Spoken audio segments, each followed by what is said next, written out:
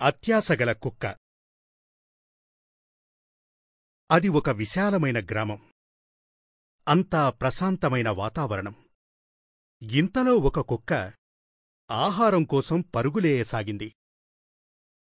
అది తన ఆహారం కోసం పరుగు తీస్తూ ఎన్నో చోట్ల వెతికింది. కాని దానికి ఎక్కడా ఆహారం కనిపించలేదు. అది పరుగెడుతూ పరుగెడుతూ గ్రామం పొలిమేర వరకు ఉరికింది. ఇక దానికి పరుగెత్తే ఓపిక లేదు. ఆయాసంతో రొప్పుతుంది.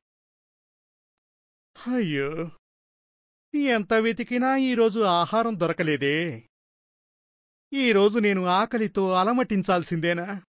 ఈ పరిస్థితిలో కనీసం ఒక ఎముకైనా దొరికితే బాగుండు. ఎంచక్క చప్పరించుకుంటూ కూర్చునేదాన్ని. ఇంతలో దానికి ఎదురుగా ఒక ఎముక కనిపించింది. దాని కళ్ళు ఆనందంతో పెద్దవయ్యాయి. ఆనందంతో అక్కడికి పరుగు తీసింది. ఆ ఎముకని చటుక్కున అందుకుంది. నీటిలోకి చూసింది. అందులో తన నీడ చూసుకుని మరో ఎముక ఉందని అనుకుని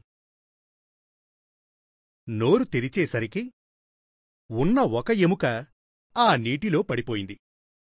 తన దురాశకు ఏం చెయ్యాలో అర్థంకాక అక్కడే బిక్కచూపులు చూస్తూ కూర్చొండిపోయింది ఆ కుక్క.